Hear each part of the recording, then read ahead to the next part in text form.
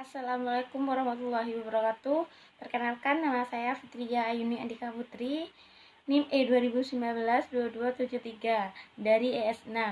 Di sini saya akan menjelaskan mengenai Perang Salib.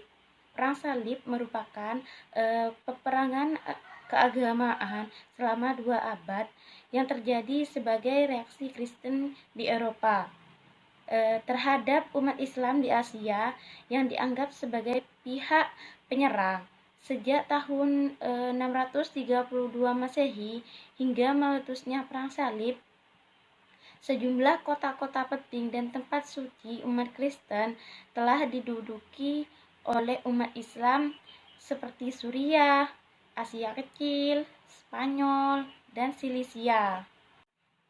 Perang Salib adalah gerakan umat Kristen di Eropa yang memerangi umat Muslim di Palestina secara berulang-ulang mulai abad ke-11 sampai ke-13 dengan tujuan untuk merebut tanah suci dari kekuasaan umat Muslim untuk mendirikan gereja dan kerajaan Latin di timur. Periodisasi Perang Salib. Philip Kahiti menyederhanakan periodisasi Perang Salib dalam 3 periode. Yang pertama yaitu masa penaklukan 1009 sampai 1144, dan yang kedua masa timbulnya reaksi umat Islam 1144 sampai 1192, dan yang ketiga yaitu masa perang saudara kecil-kecilan yang berakhir sampai 1291 Masehi. Periode pertama disebut periode penaklukan. Jalinan kerjasama Kaisar Alexius I dan Paus Urbanus II berhasil membangkitkan semangat untuk umat Kristen. Pidato tersebut membuat orang-orang Kristen mendapatkan suntikan untuk mengunjungi kuburan suci. Hasan Ibrahim menggambarkan gerakan ini sebagai gerombolan rakyat jelata yang tidak memiliki pengalaman perang, tidak disiplin, dan tanpa persiapan. Gerakan ini dipimpin oleh Pira Irmit. Periode kedua disebut periode reaksi umat Islam. Jatuhnya beberapa wilayah kekuasaan Islam ke tangan kaum Salim membangkitkan kaum muslimin menghimpun kekuatan untuk menghadapi mereka.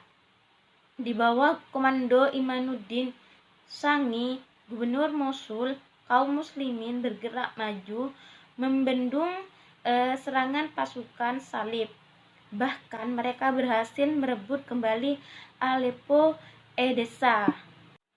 Periode ketiga lebih dikenal dengan periode perang saudara kecil-kecilan, periode kehancuran di dalam pasukan Salib. Ini disebabkan oleh ambisi politik untuk memperoleh kekuasaan dan sesuatu yang bersifat materialistik daripada motivasi agama. Dalam periode ini muncul pahlawan wanita dari kalangan kaum muslimin yang terkenal gagah berani, yaitu Sajar ad-Dur. Ia berhasil menghancurkan pasukan Raja Louis IX dari Prancis sekaligus menangkap raja tersebut.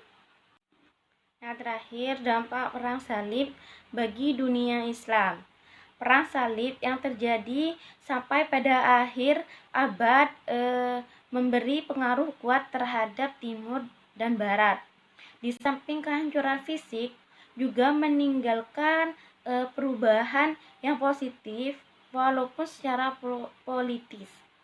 Misi Kristen Eropa untuk menguasai dunia Islam gagal.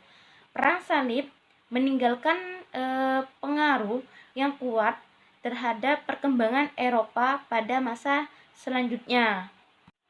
Akibat yang paling tragis dari Perang Salib adalah hancurnya peradaban Bizantium yang telah dikuasai oleh umat Islam sejak Perang Salib keempat hingga pada masa kekuasaan Turki Utsmani tahun 1453.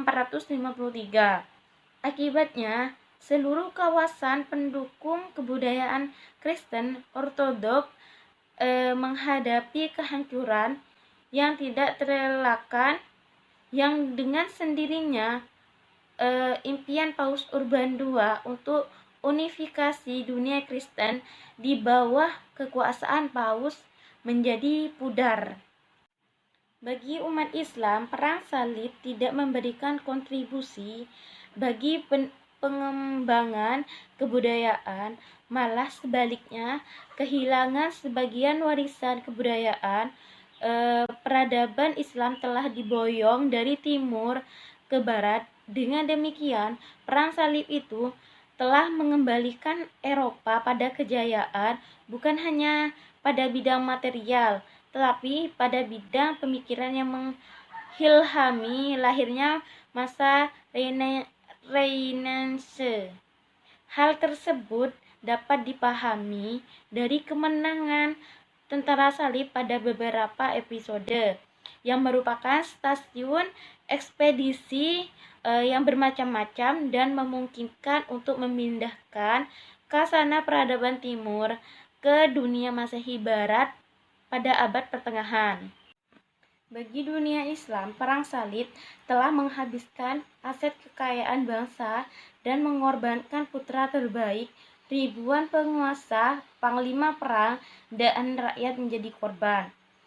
Gencatan senjata yang ditawarkan terhadap kaum muslimin oleh pasukan salib selalu didahului dengan pembantaian massal.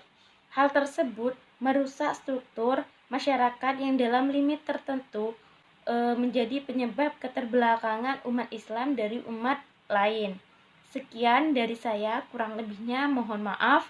Wassalamualaikum warahmatullahi wabarakatuh.